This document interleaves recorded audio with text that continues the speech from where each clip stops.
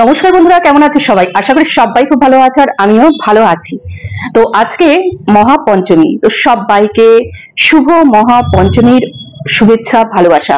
সবাই খুব সুন্দর করে ঠাকুর দেখো, এই পুজোতে আনন্দ করে সময়টা কাটাও, ভালো ভালো খাবার খাও, নিজের পরিবারের সঙ্গে থাকো আর খুব সুন্দর করে সাজুগুজু করে ঘুরে বেরিও।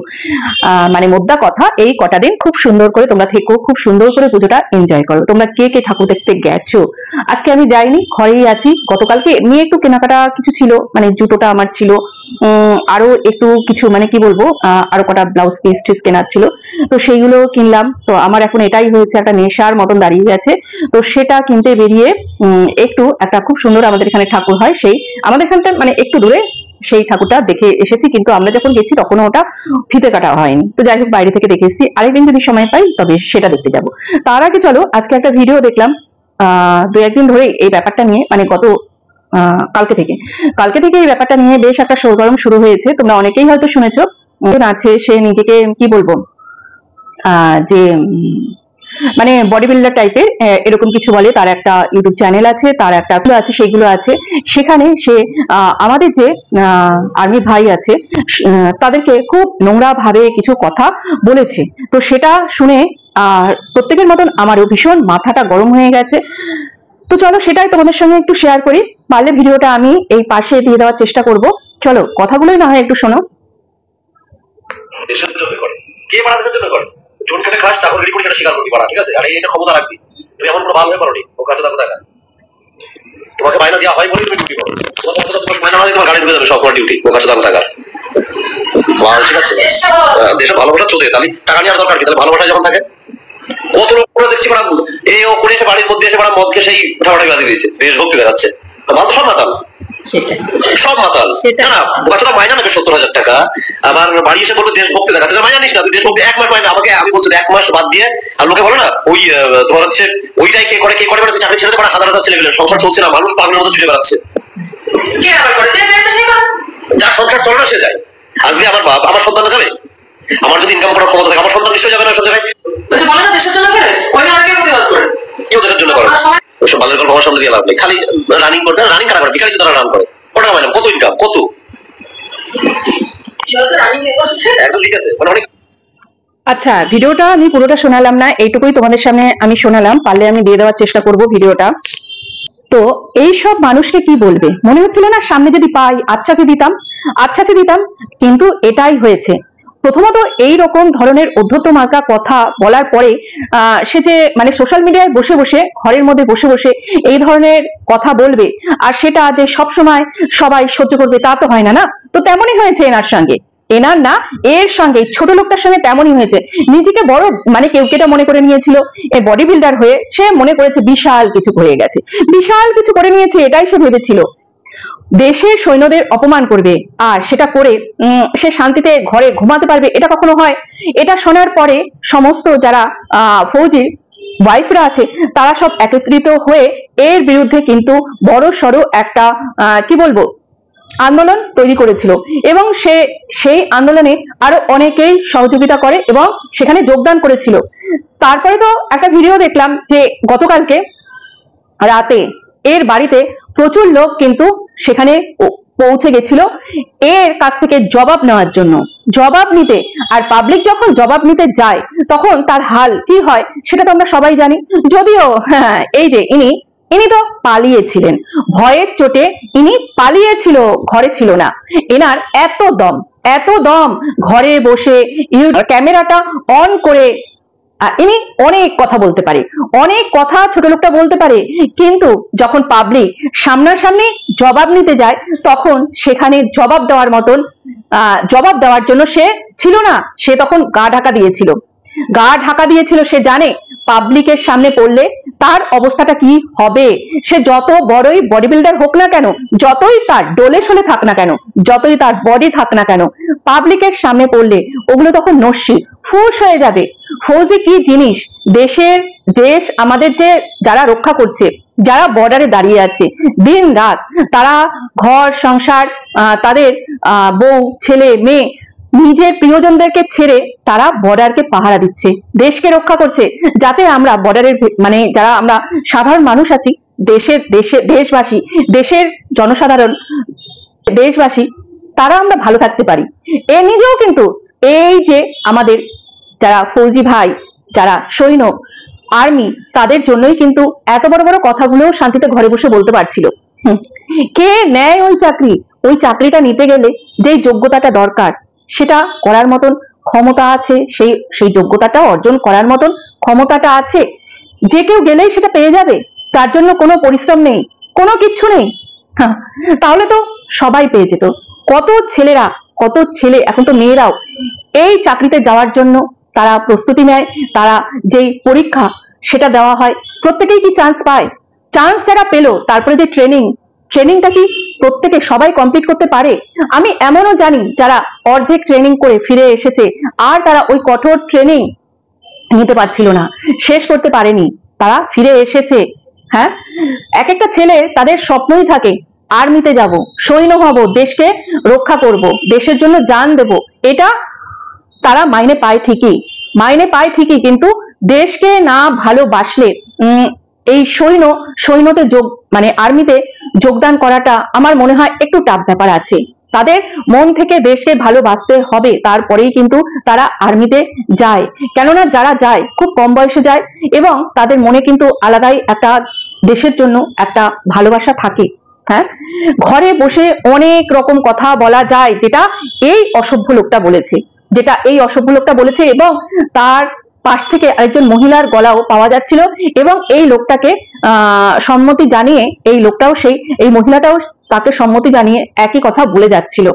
হ্যাঁ, এখানে এই মহিলাটা তবুও মুখ ফসকে একটা কথা বলে দিয়েছে, যেটা খুবই সত্যি কথা, যে কে করে এই চাকরি। যখন বললো, তখন মহিলাটা বলল, হ্যাঁ, যে পায় সেই করে, অবশ্যই যে পাবে সেই করবে। সবাই কি মানে থোড়ি কি সবাই এই চাকরি পাবে নাকি? যে পাবে, ওই কঠোর পরিশ্রমের মধ্যে থেকে যে যাবে, যে ওই চাকরিটা পাবে সেই করবে, তারপরে ট্রেনিংটা করবে, ট্রেনিং এ যে সফলতা পাবে সেই কিন্তু একজন আর্মি হতে পারবে। হ্যাঁ, আর তা মানে এরা কোন ধরনের, এতই যখন এর সাহস, এ সোশ্যাল মিডিয়াতে এত কথা আর্মিদের সম্বন্ধে বলে গেল, এত অপমানজনক কথা বলে গেল, তারপরে যখন সবাই মিলে একত্রিত হয়ে সামনাসামনি কিছু কথা বলার জন্য গেল, বা যারা প্রশ্ন করবে এ তাদের উত্তর দেবে, সেই প্রশ্নের সম্মুখীন কেন হতে পারলো না? ভয়ে পালিয়ে চলে গেল, ঘর ছেড়ে পালিয়ে চলে গেল। এখন অবশ্য সে অ্যারেস্ট হয়েছে, এটাই শোনা গেছে। তো এই রকমই হওয়া উচিত। এই একজন বিশ্বজিৎ উচিত শাস্তি পেয়েছে, যে সোশ্যাল মিডিয়াতে আমরা যা খুশি তাই বলতে পারি না, যাকে খুশি তাকে অপমান করতে পারি না, এইরকম আরো অনেক ঘুরে বেড়াচ্ছে। ভেবেছিল খুব ইজি, মানে তার মতন কি বলবো, জিমে গিয়ে কিছু কসরত করা বা লিফটিং করা, কি করে জানি না আমি, করে একটু বডি শডি বানিয়ে নিজেকে বডি ফুলিয়ে নিয়ে যদি সে মনে করে যে আমি বিরাট বড় র্যাঙ্কের কিছু একটা হয়ে গেছি, মানে আর্মির বিশাল উচ্চ র্যাঙ্কের কিছু একটা হয়ে গেছি, মানে যার যত বেশি বডি থাকবে সে তত মানে উঁচু র্যাঙ্কের কিছু একটা হবে, তাহলে তো ওই যে কে একজন ছিল না, দাঁড়াও একটু মনে করে নি, তো তাহলে যদি সেরকমই হতো, তাহলে দারা সিং তো সব থেকে মানে কি বলবো উচ্চ পদে থাকতো, তাই না? মানে আর্মির সব থেকে উচ্চ পদে তাহলে দারা সিং থাকতো। যতই তোমার মানে বডি বিল্ডার হও, যাই হও, মানে মগজে যদি কিছু না থাকে, তাহলে এইরকম ফ্যাসাদে পড়তেই হবে, বারবার পড়তে হবে। তো এত বড় অপমান, যেখানে আমরা শেখাই বা আমাদের দেশের বেশি মানে সবাই বলতে গেলে সবাই এটাই শেখানো হয় যে আর্মি ভাইদের সবসময় রেসপেক্ট করা দরকার। যখন কোথাও ট্রেনে যাওয়া আসা করা হচ্ছে, তারা যদি সিট না পায়, কেননা তাদের তো এইরকমই, তারা ছুটিতে আসলো, হুট করে তাদের এমার্জেন্সি সময় ডেকে নেওয়া হলো, তখন তারা রিজার্ভেশনও পায় না, ওইভাবেই তাদেরকে তাদের কর্মস্থলে ফিরতে হয়। তো তখন তাদেরকে যাতে নিজের সিটটাও দিয়ে দেওয়া হয়, এইরকমই আমরা জানি। এইখানে কি বলা মানে বললো, কিভাবে অপমানটি করলো, যে তারা শুধু যেটা করে সেটা কোনো দেশভক্তি না, কিচ্ছু না, তারা মদ খেয়ে থাকে, নানান কিছু বলে দিল, বলে ভাবলো যে পাটে যাবে, কিন্তু আসলে এটা হয় না, সব সময় এটা হয় না। কখন যে পাবলিকের দিমাগ কি বলবো ঘুরে যাবে আর সেটা উল্টে তার দিকে গিয়ে পড়বে, তখন কিন্তু অবস্থা বিপরীতে যাবে। তো সে মনে করেছিল আমি যা খুশি তাই বলি, এরকম তো অনেকেই বলে, তো আর্মিদেরকে নিয়েও আমি যা খুশি তাই বলে দিই, আমার কেউ কিছু করতে পারবে না। এখানে আর্মি যে তাকে অ্যারেস্ট করা হয়েছে এবং খুব ভালো হয়েছে, এইরকম যারা করবে তাদের জন্য এই রকমই উপযুক্ত শাস্তি দরকার। তাহলেই তারা বুঝতে পারবে, কিছু মানুষ বুঝতে পারবে যে সোশ্যাল মিডিয়াতে আমরা যা খুশি তাই যাকে তাকে বলে দিতে পারি না। আমাদের কি বলবো, একটা লাইন, সেই লাইনটার মধ্যে আমাদেরকে থাকতে হবে, সেটা ক্রস করা একদমই যাবে না। যেটা যে সোশ্যাল মিডিয়া আছে, এখানে ইউটিউব ছাড়া অন্য যে সোশ্যাল মিডিয়া আছে সেখানে তবু একটু সংশোধন হয়েছে, কেননা এই কেস কামারি এইগুলো করার জন্য। এখানে কিন্তু কতটা হয়েছে, তবে একটু কম ধীর গতিতে এগোচ্ছে। কিছু বলবো, কিছু মানুষ এখনো তারা শিক্ষা নেয়নি। তারা ভাবছে মুখ আছে, সামনে একটা ফোন আছে, আমি যাকে খুশি তাই বলে দিতে পারি এবং যাকে খুশি তাকে নিয়ে ভিডিও করে দিতে পারি, শুধুমাত্র কন্টেন্ট করার জন্য। শুধুমাত্র কন্টেন্ট করার জন্য, মানে আমার টাকার দরকার। আমি এতটাই ভিকিরি টাইপের মানুষ, মানে ক্রিয়েটার, মানে লজ্জাও করা উচিত, তারা নিজেদেরকে ক্রিয়েটার মনে করে। কেননা তাদের কি বলবো, সাবস্ক্রাইবার হয়তো একটু বেশি বা ভিউজ হয়তো একটু বেশি, তাও এখন তলানিতে এসে ঠেকেছে। তো তারা নিজেদেরকে মনে করে আমরা বিশাল কিছু হয়ে গেছি। তো এই বিশাল কিছু হয়ে যাওয়ার জন্য দিনরাত 24 ঘন্টা যাকে খুশি তাকে নিয়ে কন্টেন্ট ক্রিয়েট করে। কোন ধরনের এগুলো কন্টেন্ট ক্রিয়েট সেটা আমি জানি না, জানাটা অবশ্য আমার দ্বারা সম্ভব না, কেননা আমি তো অত বড় কন্টেন্ট ক্রিয়েটার না যে আমি এটা জানবো। তবে অন্য সোশ্যাল মিডিয়াতে এটা এতটা জোর কদমে এগোচ্ছে, এখানেও যদি ঠিক সেম ভাবে এগোয়, যেরকম এই যে আর্মি ভাইদের ওয়াইফরা যেরকম একত্রিত হয়ে যে একটা কি বলবো এর বিরুদ্ধে স্টেপ নিয়েছিল যে এরকম কেন বলা হবে বা করা হবে, তো এইরকমই যদি কোনো কিছু করা হয় তবে আমি বলবো সেটা খুব ভালো একটা স্টেপ হবে, যে যাকে খুশি তাকে নিয়ে কিন্তু কন্টেন্ট করা সবসময় যায় না।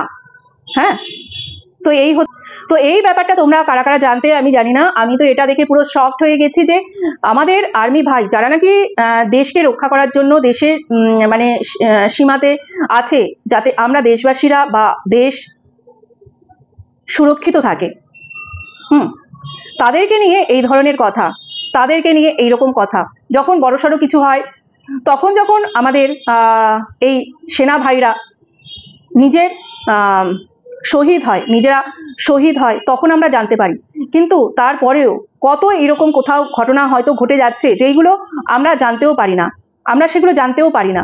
আর তাদেরকে নিয়ে এত বড় একটা উক্তি, এত বড় একটা কথা বলে ফেললো, যে আরো বাজে বাজে ভাষা দিয়ে, যে তারা দেশকে ভালোবাসে না, দেশের জন্য তারা চাকরি, মানে যে চাকরিটা করছে এটা শুধু মাইনের জন্য করছে, তাও আবার মাত্র 70,000 টাকা মাইনের জন্য এই চাকরিটা করছে। কত অপমানজনক কথা বলে দিল।